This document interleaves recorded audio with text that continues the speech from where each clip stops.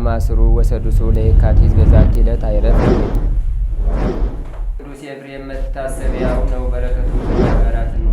በዚችም ዕለት የጴጥሮስና የሶፊያ በስመ አብ ወወልድ ወመንፈስ ቅዱስ አሐዱ አምላክ አመስራሁ ለሚያዝያ በዛቲ ዕለት ኮነ ሰማዕተ ቅዱስ በብኑዳ ዘመሃገረ ደንደራ ወዘትሰመይ ካዕበ አልበደራ። አንድ አምላክ በሚሆን በአብ በወልድ በመንፈስ ቅዱስ ስም ሚያዝያ 20 በዚች ቀን ደንበራ ከሚባል አገር ደግሞ አልበደራ ከሚባል አገር ቅዱስ በብኑዳ በሰማዕትነት አረፈ። ይህ ቅዱስ ለብቻው የሚኖር እውነተኛ ተጋዳይ ነው። የእግዚአብሔር መልአክም ተገልጦለት የመቀደሻ ልብስ ለብሰ ወርደ ለመኮንኑ ተገለጥለት አለው። በዚያን ጊዜ መኮንኑ አርያኖስ ከመርከብ ወርዶ ወደዚያች አገር ወደ መድረሻው ጊዜ ነበር። ይህንንም ባሕታዊ ፈልጎት አላገኘውም ነበር። እነሆ ቅዱስ በብኑዳም በፈቃዱ መጥቶ ወደ መኮንኑ ሄዶ በክብር ባለቤት በጌታዬ ኢየሱስ ክርስቶስ የማምን በግልጥ እኔ ክርስቲያን ነኝ ብሎ በታላቅ ቃል ጮኸ። መኮንኑም ፈልጎ ያጣው የታወቀ ባሕታዊ መሆኑን ባወቀ ጊዜ እንዲያሰቃዩት በእግር ብረትም አስረው ከጨለማ ቤት እንዲጥሉ ታዘዘ። በዚያንም ጊዜ ብርሃን ወጣ። የእግዚአብሔር መልአክም ከሕማሙ ፈወሰው፣ አበረታው፣ አጽናናውም። በዚያችም አገር ስሙ ቄርሎስ የሚባል ምእመን ሰው ነበረ። ከእርሱ ጋር ሚስቱና 12 ጎልማሶች ልጆቹ አሉ። እነዚህን ሁሉንም የከበረ በብኑዳ አስተማራቸው፣ አጽናንቷቸውም። ራሶቻቸውን ቆረጧቸው፣ በሰማዕትነት ሞተው አክሊልን ተቀበሉ። አርያኖስም ተቆጥቶ በቅዱሱ አንገት ከባድ ደንጊያ ሰቅለው ወደ ባሕር ይጥሉት ዘንድ አዘዘ። በእግዚአብሔር ኃይልም ከድንጋዩ ጋር ዋኘ። ደግሞ ከሰሌን ዛፍ ላይ ይሰቅሉት ዘንድ አዘዘ። ያችም ሰሌን 12 ዘለላን አፍርታ ለመጪው ትውልድ መታሰቢያ ሆነች። ከዚህም በኋላ የከበረች ራሱን ቆረጡት። የሰማዕትነት አክሊልንም ተቀበለ። በረከቱም ከእኛ ጋር ለዘላለሙ ትኑር አሜን። ሰላም እብል ለበብኑዳ ሰማዕት እንተ አግሃደ ብርሃነ በቤተ ጽልመት ወአመሰቀል ወሎቱ መልዕልተ በቀልት አውፃት ፍሬ በይእቲ ሰዓት እስከ ጉባኤን አንከሩም ዛቲ ትምህርት ሰላም ለክሙ ማይበረ በብኑዳ በህቁ አሰርተ ወክሌት ለትቱ የለቁ ወሰላም ካይበ ለዘተለው ለጽድቁ ቄርሎስ ወብሲቱ ዋዲ ደቂቁስ መበደሞሙ ህቡረ ተጠምቁ። አንድ አምላክ በሚሆን በአብ በወልድ በመንፈስ ቅዱስ ስም ሚያዝያ 11 በዚች ቀን አምላክን የወለደች እመቤታችን የከበረች ድንግል ማርያም የበዓሏ መታሰቢያ ነው። በዚችም ቀን የከበረ አባት ብሩታውስ አረፈ።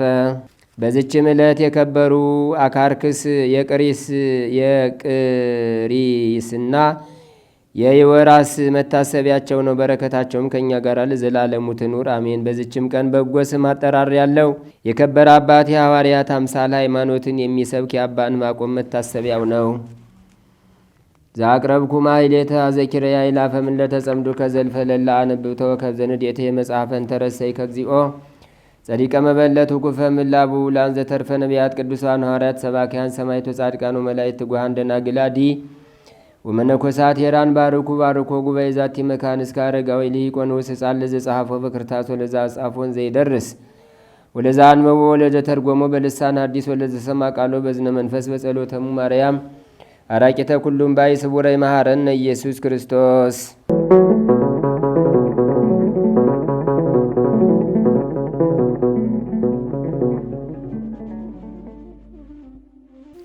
ልመናዋ ክብሯ ለዘላለም በእውነት ይደርብንና አምላክን የወለደች በድንጋሌ ሥጋ በድንጋሌ ነፍስ የጸናች ክብርት እመቤታችን ያደረገችው ተአምር ነው።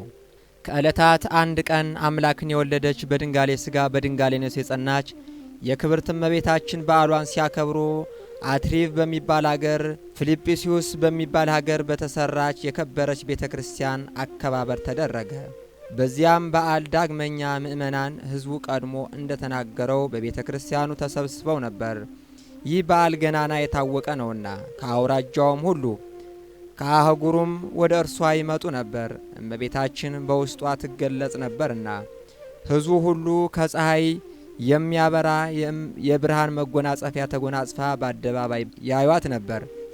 ቄሱ ስጋውን ደሙንም በባረኩ ጊዜ ድንግልም በእጇ ተባርከው ነበር። ስለዚህም ነገር ከአራቱ ማዕዘን ከልጆቻቸውና ከሚስቶቻቸው ጋር ይመጣሉ። ያማረ ያጌጠ ልብስ ይለብሱ ነበር። አምላክን ስለወለደች ስለ እመቤታችን በዓል ክብር በሽልማት ሁሉ ቤተ ክርስቲያኗን ለማክበር እሷንም ለማየት ያጌጡ ነበር። ምእመናን ሁሉ ከአራቱ ማዕዘን ተሰብስበው በመጡ ጊዜ በሐር ልብስ ተሸልመው በወርቀ ዘቦ ግምጃ የብር ጉንጉን ያለበት ለብሰውም ያዩት ነበር። ተንባላትን ባዩት ጊዜ ወደ አለቃቸው ሄደው ያዩትን ሁሉ ድንቅ ነገር ነገሩት። ይህን በሰማ ጊዜ ክርስቲያን ሁሉ በዓል በሚያከብሩበት በሰኔ 21 ቀን ሲሰበሰቡ ከሳቸው ጋር ይሄድ ዘንድ ከአረብ ጋር ተማከረ። በተሳለ ሰይፍ ይገድሏቸው ዘንድ ያላቸውን ሁሉ ይቀሟቸው ዘንድ ተማከሩ። የምትከብርበት ቀን በደረሰ ጊዜ እንደ ልማዳቸው ሁሉም ተሰበሰቡ። የዚችም አውደ ዓመት ክብር የሚደረገው ድርሳንን አነበቡ። ከዚህም በኋላ በእልደርዱስ ዘመን የተደረገው ተአምሯን የሚናገር መጽሐፍን ያነብ ጀመሩ። ያን ጊዜም ተንባላት ደርሰው ከዚያ የተሰበሰቡትን ሕዝቡን ሁሉ ይማርኩ ዘንድ ያላቸውን ሁሉ ይዘርፏቸው ዘንድ ገዳሙንና ቤተ ክርስቲያኑን ከበቡት። ተንባላትም በእጃቸው የተመዘዙ ሰይፎችን ይዘው መምጣታቸውን ባዩ ጊዜ ፈጽመው ፈሩ። አምላክን ወደ ወለደች በድንጋሌ ሥጋ በድንጋሌ ነፍስ ወደ ጸናች ወደ ክብርት እመቤታችን ስዕል ሄደው ከክፎች ተንባላት እጅ ታድናቸው ዘንድ በብዙ ልቅሶ አመለከቱ። እሊህም ድንግልን ሲለምኗት ተንባላት ወደ ቤተ ክርስቲያን ገቡ። አለቃቸውም አምላክን የወለደች በድንጋሌ ሥጋ በድንጋሌ ነፍስ የጸናች የክብርት እመቤታችን ስዕል በፍጹም ብርሃን ተጋርዳ አየ። ያን ጊዜም ግንባሩ ምድር ላይ አስነክቶ ሰገደላት። እንግዲህ ወዲህ አንቺ ያማርሽ ነሽ ንግሥት ሆይ፣ ደምግባትሽ መልካም ነው። ከእንግዲህ በኋላ ወደ ባልንጀሮቹ ተመልሶ ይህንን ንግሥት መልኳ ያማረ የተወደደ ስለመሆኗ ተላልፎ ቤተ ክርስቲያን ማፍረስ የሚቻለው አይኑር። አንድ ሰው እንኳ ወደ እሳቸው እጁን ዘርግቶ የሚማረክ አይኑር። ይህን ትእዛዜን ያፈረሰ ግን በሰይፍ እመታዋለሁ አላቸው። ባልንጀሮቹም ይህንን በሰሙ ጊዜ ሰይፋቸውን ወደ አፎቱ እየመለሱ አስገቡ። ክርስቲያኖችም ሂደው ይህንን ነገር ባዩ ጊዜ ያዳነቻቸው እመቤታችን እንደሆነች አወቁ። ፍቅሯንም አሳደረችባቸው። በፍጹም ደስታም ደስ አላቸው። ከዚያም ቀን ጀምሮ በፍጹም ክብርና በፍጹም ምስጋና ያለ መደንገጥና ያለ መፍራት በዓሉን መላልሰው አከበሩ። እግዚአብሔርንም አመሰገኑ። ይህንን ፍጹም ደስታ የሰጠቻቸውን በድንጋሌ ሥጋ በድንጋሌ ነፍስ የጸናች ክብርት እመቤታችንም አመሰገኗት። ይህንንም ተአምር ያዩ ወደ ኢትዮጵያ አደረሱና አበርክተውም ነገሩ። ባልንጀሮቹም ምእመናንን ለዘላለም መንግሥተ ሰማያትን ለመውረስ የተዘጋጁ ያደርጋቸው ዘንድ አዳምን ከነ ልጆቹ እስከ ዘላለም ድረስ ለማዳን በዚች ንጽሕት ቅድስት ድንግል የተወለደ ፈጣሪ እግዚአብሔር ምስክርነቱን ሐሰብ። ሐዋርያው ቅዱስ ጳውሎስ ለሮሜ ምእመናን ከጻፈው መልእክቱ ወደ ሮሜ ሰዎች ምዕራፍ 12 ቁጥር 1 ላይ ያለውን ኃይለ ቃል መነሻ እናደርጋለን። ቅዱስ ጳውሎስ ጠቅለል አድርጎ እንግዲህ ወንድሞች ሆይ ሰውነታችሁን እግዚአብሔርን ደስ የሚያሰኝና ሕያው ቅዱስም መስዋዕት አድርጋችሁ ታቀርቡ ዘንድ በእግዚአብሔር ርኅራኄ እለምናችኋለሁ ይላል። እግዚአብሔር የሚፈልገው እግዚአብሔር የሚደሰትበት የከበረ መስዋዕት ከኛ ዘንድ ሊገኝ እንደሚገባው የሚያሳስብ ቃል ነው። በተለይ ሐዋርያው ቅዱስ ጳውሎስ የሮሜ መልእክትን ከምዕራፍ 1 ጀምሮ እስከ 11 ያለውን ስለተገለጠው የእግዚአብሔር ጸጋ፣ ለሰው ልጆች ስለተሰጠው መዳን፣ እግዚአብሔር ያለምንም ክፍያ ያለማንም ጣልቃ ገብነት ፍቅር ብቻ ገብሮት ለሰው ልጆች ራሱን ቤዛ አድርጎ በመስጠት እንዴት ባለ መንገድ ሰዎችን እንዳዳናቸው፣ እንዴት ባለ መንገድ እንዳከበራቸው ያብራራና ይሄ መዳን የእግዚአብሔር ጸጋ እንደሆነ የእርሱ የቤዛነት ሥራ እንደሆነ ካስረዳ በኋላ ማንም በራሱ ፈቃድ ወይም ማንም በራሱ ድካምና ጥረት ያገኘው ጽድቅ እንዳልሆነ፣ ሰው ይልቁኑ በራሱ ፈቃድ ከወደቀ በኋላ በራሱ አቅም መነሳት የማይችል ሞትን ለብሶ የሚኖር የወደቀ ፍጥረት እንደነበረና ይህንን ፍጥረት ለማዳን እግዚአብሔር በጸጋ የተገለጠበትን መንገድ አስረድቶ ከምዕራፍ 12 ጀምሮ ደግሞ ለዚህ ጸጋ ለዚህ መዳን የሰው ልጆች ምላሽ ምን መሆን እንዳለበት ያብራራል። ስለዚህ በዚህ ምዕራፍ ሕይወታችን የሚስተካከልበት የጸጋ ምክር ነው የሚሰጠው ቅዱስ ጳውሎስ። በፍቅር የሚሰራ እምነት እንዲኖረን ክርስትና የአስተሳሰብ ውቅር አይደለም። እንደ ሌሎች እውቀቶች በአእምሮአችን ተሸክመነው ለሌሎች ሰዎች የምናብራራው የምናስረዳው ቲዮሪ አይደለም። ክርስትና ሕይወት ነው፣ የሚኖር ነው።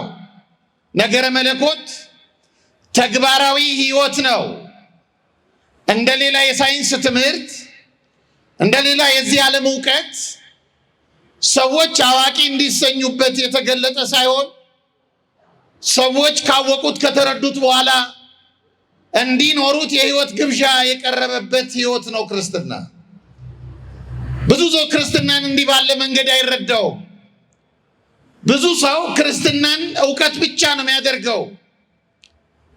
በመንገድም ላይ በማህበራዊ ሚዲያዎቻችንም በተለዩ አካባቢዎች ብትመለከቱ ክርስትና ክርክር ብቻ ሆኖ ነው የሚታየው።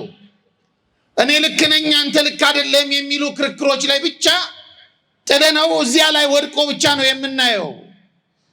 ክርስትና ግን ሰዎች ለእግዚአብሔር ለአምላካቸው ለሰጣቸው መዳን ምላሽ የሚሰጡበት ሕይወት ነው። ስለዚህ ነው ቅዱስ ጳውሎስ ለዚህ ጸጋ ምላሽ እንዲኖረን ከኛ ስለሚጠበቀው ምላሽ የከበረ መስዋዕት እግዚአብሔር የሚወደው እግዚአብሔር የሚደሰትበት መስዋዕት እንዲሆን ከቸልተኝነት የራቀ ምክንያቱም የእግዚአብሔርን ስራ ሰዎች ሊሰሩ ይችላሉ። የእግዚአብሔርን ስራ ግን በቸልተኝነት የሚሰሩ ሰዎች የተረገሙ ናቸው ነው የሚለው መጽሐፍ ቅዱሳችን። የእግዚአብሔርን ስራ መስራታቸው ብቻ ብሩክ ያሰኛቸው፣ የእግዚአብሔርን ስራ ማድረጋቸው ብቻ የከበሩ አያሰኛቸው። ያንን ስራ በከበረ መንገድ መስራት እንደሚጠበቅባቸው እግዚአብሔር በዚህ ስራ ደስ ሊሰኝበት እንደሚገባ ነው ቅዱስ ጳውሎስ የሚያብራራው። ለዚህ ነው ከትምህርት በኋላ ግዴታ አለ። ከመገለጥ በኋላ ኃላፊነት አለ። ለተገለጠው መገለጥ እግዚአብሔር ላሳየው መገለጥ ላሳየው ማዳን የምንቀበለው ኃላፊነት አለ። ኦርቶዶክሳዊነት ይሄ ነው።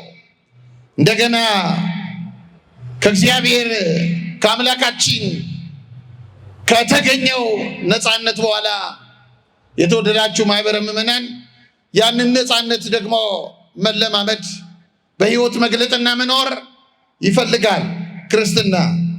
ስለዚህ ዛሬ የምናየው ይሄንን ነው። ይሄ ክርስትናችን አንድ ኃላፊነት ከኛ አለ፣ የሚጠበቅ ግዴታ አለ። እግዚአብሔር እኛን የሚወደን አምላካችን ፍቅሩን የገለጠበት መንገድ በመስቀል ላይ በመሞት ነው እንደምናውቀው። ሰዎች ደግሞ ለእግዚአብሔር ያላቸውን ፍቅርና ክብር መልሰው የሚገልጡበት ስራ ያስፈልጋቸዋል። ያንን ምላሽ አምላካችን እግዚአብሔር ይፈልጋል። ስለዚህ ቅዱስ ጳውሎስ ገና መልእክቱን ሲጀምረው በእግዚአብሔር ዘንድ ያለብን ግዴታ ምንድን ነው? የከበረ ማንነት እንዲኖረን በእግዚአብሔር ፊት የተጣለብን ግዴታ አለ። ያንን ግዴታ ነው ሐዋርያው ቅዱስ ጳውሎስ የሚያስረዳን። ያ ግዴታ ደግሞ ሲጠቀለል እግዚአብሔርን መምሰል ነው፣ ሌላ አይደለም። ሰው እግዚአብሔርን መምሰልን ገንዘቡ እንዴት ያደርጋል? ያን እንዴት ያደርጋል? ሐዋርያው ቅዱስ ጳውሎስ በሌላ ስፍራ ለቆሮንቶስ ምዕመናን በጻፈው መልእክቱ በዚህ በአንደኛ ቆሮንቶስ መልእክት ምዕራፍ 11 ቁጥር 1 ላይ ተመሰሉ ኪያየ በከመ አነ እትሜሰሎ ለክርስቶስ አምላኬ፣ እኔን ምሰሉ እኔ አምላኬ ክርስቶስን እንደምመስል ይላል። ስለዚህ ግብዣው ሰዎች እግዚአብሔርን ወደ መምሰል እንዲመጡ ራሳቸውን ለእግዚአብሔር እንዲሰጡ ማንነታቸውን እግዚአብሔር እንዲጠቀምበት ከእግዚአብሔር ውጪ ሌላ እንዳይጠቀምበት የከበረ ማንነት ያላቸው ስለሆነ ራስን ለእግዚአብሔር አሳልፎ መስጠት መልካም መሰረትን መጣል ነው። አሁን ይሄ ቤተ መቅደስ ከመሰራቱ በፊት መሬት ነበረ። መሬቱን ለይተን ይሄንን ካቴድራል መቅደስ እዚህ ጋር እናንጸዋለን ብለን በጸሎት መሰረቱን ከጣልን በኋላ የታነጸበትን ተመልከቱ ምን እንደሆነ። ክርስቲያን እንደዚህ ነው። ሲጠመቅ እግዚአብሔር መሰረቱን ጥሏል። በሰውነታችን ላይ የሕያውነትን መሰረት እግዚአብሔር ጥሏል። ይሄ ሕያውነት እየታነጸ እንዲሄድ፣ ይሄ ሕያውነት እየተሰራ እንዲሄድ ይፈልጋል እግዚአብሔር። ወዳጆቼ ተሰርቶ የማያልቅ መቅደስ ሰው ነው። በየዕለቱ ራሱን እየሰራ የሚኖር፣ በየዕለቱ ራሱን እያነጸ የሚኖር፣ በሕይወት እያነጸ የሚኖር መቅደስ፣ አማናዊ ቤተ መቅደስ፣ ትንሣኤ ያለው መቅደስ። ይሄ የምትመለከቱት መቅደስ የሚያገለግለን እስከ ዕለተ ምጽአት ብቻ ነው። በዓለም ላይ በጣም ትልልቅ የሚታወቁ ቤተ መቅደሶች ፈርሰዋል፣ ተቃጥለዋል። ብቻም አይደለም ቦታቸው ወደ ሌላ ስፍራነት ተለውጧል። አንዳንዶቹ መቅደሶች የአሕዛብ ማምለኪያዎች ሆነዋል። አሁን የሚታዩ በጣም ትልልቅ ካቴድራሎች ወዳጆቼ ከሞት በኋላ ተመልሶ ሕያው የሚሆን መቅደስ ማን ነው ብትሉኝ ሰው ነው። ስለዚህ እግዚአብሔር ከሰው የሚፈልገው ነገር አለ። እግዚአብሔር መቅደሱን ሰሎሞን ሰርቶ ከጨረሰ በኋላ ቤተ መቅደሱ እንዳለቀ እግዚአብሔርን እንዲህ አለ፣ ሶሎሞን ይህንን ቤት ይልኝ አለው። ተመልከትልኝ፣ ከከበሩ ማዕድናት ሰርቼዋለሁ፣ ውድ ውድ የሆኑ ዕቃዎችን ተጠቅሜያለሁ፣ ቁሶችን ተጠቅሜያለሁ፣ ቤቱን ሰርቼዋለሁ። በእኔ ዓይን ፊት ቤቱ የተወደደ ነው፣ ያማረ ነው።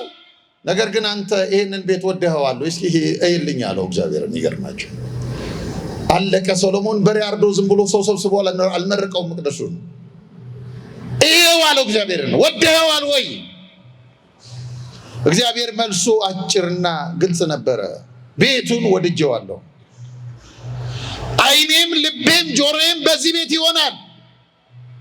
በዚህ ቤት የለመንከውን ልመና እሰማለሁ አለ እግዚአብሔር። ከዛ ሶሎሞን ይሄንን መልስ ካገኘ በኋላ ቤቱን አስመረቀው። ቤቱን ሲያስመርቀው በጣም በሚደንቅ ሁኔታ የእግዚአብሔር ክብር ቤቱን ሞላው ይላል። እስቲ በሉት ይሄን ቃል፣ የእግዚአብሔር ክብር በሉ እስቲ። ቃል እግዚአብሔር እኮ ነው፣ ጮክ ብላችሁ በሉ። የእግዚአብሔር ክብር በሉ እስቲ። ቤቱን ሞላው። አሁን የእግዚአብሔር ክብር ቤቱን ሞላው አለና እግዚአብሔር ክብሩን የገለጠበት ደግሞ ምን መሰላችሁ? የመቅደሱ ክብር ሆኖ የተገለጠው ደመና ነበረ። ከደመናው ግዝፈት የተነሳ ካህናቱ በቤተ መቅደስ ውስጥ ጽና ይዘው ለመንቀሳቀስ እንኳ ቸገራቸው ይላል መጽሐፍ ቅዱስ። እግዚአብሔር ክብሩን የገለጠው በደመና ነበር። አሁን ግን እግዚአብሔር ደመና አይፈልግም። ክብሩን የሚገልጠው የደመናው ምትኮች ምዕመናን ናቸው። እግዚአብሔር ስሙ የተመሰገነ ይሁን። መቅደሱን የሚሞሉት ምዕመናን ናቸው። ግን የእግዚአብሔር የክብሩ መታዮች ሆነው መሙላት አለባቸው ነው። የከበሩ መስዋዕቶች መሆን አለባቸው ነው። የከበሩ ቅዱስ ጳውሎስ ይሄንን ነው ሰውነታችሁን ለእግዚአብሔር ሕያውና ቅዱስ መስዋዕት አድርጉ ነው የሚለው። የከበረው መስዋዕት ይሄ ነው። ሕያው መሆን አለበት፣ ቅዱስ መሆን አለበት። በጣም አስደናቂ ነው። በጣም ሲጀምር ቅዱስ ጳውሎስ በልመና ነው የሚጀምረው። አካላችን ለእግዚአብሔር እንዲቀርብ ሰውነታችሁን ማለት ስጋችሁን፣ ነፍሳችሁን፣ መንፈሳችሁን ሁሉንም። ማን ነው ሁሉንም የሰጠው ለእግዚአብሔር? ማን የሰጠ? እንኳን ውጪ በቤታችን፣ እንኳን በስራችን፣ እንኳን በንግዳችን፣ እንኳን በማህበራዊ ኑሮያችን ቀርቶ ወዳጆቼ ቤተ ክርስቲያን እንኳን መተን ሙሉ ማንነታችንን ለእግዚአብሔር እንሰጠዋለን። ወንጌል እየሰማን ስልክ ቢደወልልን እግዚአብሔር እያወራኝ ነው እግዚአብሔርን አልንቀውም ብለን ስልካችንን እናጠፋለን። ታያችሁ፣ አናደርገው። ቅዱስ ጳውሎስ ግን የሚጠይቀን ምንድን ነው? ሙሉ ማንነታችን ለእግዚአብሔር እንዲሰጥ። ሙሉ ማንነታችን አካላችን ለሱ እንዲቀርብ ይህንን ታላቅ ጥሪ ሲያቀርብ ወንድሞቼ ሆይ አለ። የሚገርም ነው። ምንም እንኳ ታላቅ ሐዋርያ ቢሆን የከበረ ሐዋርያ ነው። እስከ 3ኛ ሰማይ የተነጠቀ ነው። የመላእክትን ምስጋና መስማት የቻለ ነው። የከበረ ነው። ነገር ግን ወንድሞቼ ብሎ ይጠራል ሁሉንም። ይሄ የፍቅርና የመጨነቅ ቃል ነው። ደረጃ ነበረው ቅዱስ ጳውሎስ፣ ስልጣን ነበረው፣ አቅም ነበረው፣ ቅድስና ነበረው። እግዚአብሔርን ወደ መምሰል እንደወጣ በመንፈሳዊ ድፍረት የነገረን ታላቅ ሐዋርያ ነበረ። ነገር ግን ሁሉን ወንድሞቼ ሆይ አለ። ሁሉን ልመናን ይጠቀማል። የወንጌል መንገድ ይሄ ነው። ወንጌል አያስገድድም። ወንጌል ግብዣ ነው የሚያቀርበው፣ አያስገድድም። እንደ ሕግ ግብዣ ነው። ጆሮ ያላቸው፣ መንፈሳዊ ዓይን ያላቸው፣ መንፈሳዊ ልብ ያላቸው እግዚአብሔርን ከሰሙት በኋላ በፈቃዳቸው ወስነው የሚከተሉት መንገድ ነው ወንጌል። አያስገድድም። ማንም ሰው እንዲገደድ አይፈቅድም ወንጌል። ከዚህ ወንድሞቼ ነው የሚለው፣ ትንሹንም ትልቁንም፣ ኃጢአተኛውንም ጻድቁንም፣ ወንበዴውንም ወንጀለኛውንም ንጹሑንም ወንድሞቼ ሆይ። በሌላ ስፍራ ስለ መንፈሳዊ ስልጣኑ ሲነግረን እግዚአብሔር በእኛ እንደሚማለድ እወቁ ይላል። በሰውና በእግዚአብሔር መካከል የባለሟልነት አቅም ያገኘ ለምልጃ መቆም የሚችል የቅድስና ደረጃ ላይ የደረሰ ጳውሎስ ወንድሞቼ ሆይ ይላል። ለምን መሰላችሁ? ደስ እያለን እንዲገባን ነው። ወንጌል እንደ መስታወት ሕይወታችን እንድናይበት ነው፣ እንድንለወጥበት ነው። እየተጨነቅን እየተረበሽን እንድንሰማው ሳይሆን፣ ገመናችንን እያጋለጠ የሚነግረን ሳይሆን፣ ልክ እንደ ንጹህ ውሃ በሕይወታችን እየፈሰሰ ማንነታችንን በደስታ እያጠብንበት እንድንኖር እና የቅዱስ ጳውሎስ የስብከት መንገዱ አስደናቂ ነው። ወንድሞቼ ሆይ ብሎ ይጠይቃል። በፍቅር መለመንን መረጠ። በፍቅር ይጀምራል። ሲደመድም በልመና ነው የሚደመድመው። ይሄንን መልእክት በልመና ምንድን ነው ያለን? ወንድሞቼ ሆይ ብሎ ሰውነታችሁን ለእግዚአብሔር አቅርቡ ነው። የመጀመሪያው ነው፣ ሰውነትን ለእግዚአብሔር ማቅረብ። ብዙ ሰው ገና ነው ሰውነቱን ለእግዚአብሔር አላቀረበም። እንደው የወንጌል ጉባኤ እንኳን በጣም ብዙ ሰው እንደ ተራ ሴሪሞኒ ነው የሚመለከተው። ካፌ እንደተገናኘው ጓደኛው እዚህ እግዚአብሔርን አገኘው፣ ተገናኘ፣ ዘመረ፣ አሸበሸበ፣ የሚሰማውን ያክል ሰማ። በር ላይ ሲደርስ ይረሳዋል እግዚአብሔር። ብዙ ሰው ሌላ ነው ጉዳዩ፣ ሌላ ነው አጀንዳው። እግዚአብሔር ግን ምንድነው የሚጠይቀን? ሰውነታችን የእሱ እንዲሆን። ይሄ በብሉይ ኪዳን የመስዋዕት ስርዓት የሚታወቅ ነው። በብሉይ ኪዳን ከ14 አይነት በላይ መስዋዕቶች አሉ። እያንዳንዳቸው መስዋዕቶች ስሞች አሏቸው። የሚቀርቡበት ጊዜ አለ፣ ሁኔታ አለ እና እነዚህ መስዋዕቶች ብዙ ናቸው። የፈቃድ መስዋዕት አለ፣ የደህንነት መስዋዕት አለ፣ የኃጢአት ማስተስሪያ መስዋዕት የሚባል አለ፣ የነግ መስዋዕት አለ፣ የሰርክ መስዋዕት አለ፣ የቀትር መስዋዕት አለ። እንደገና የኢዮቤልዩ የነፃነት በዓል መስዋዕት አለ፣ የሰንበት መስዋዕት አለ። ከዚህ በተለየ ደግሞ የግዴታ መስዋዕት አለ።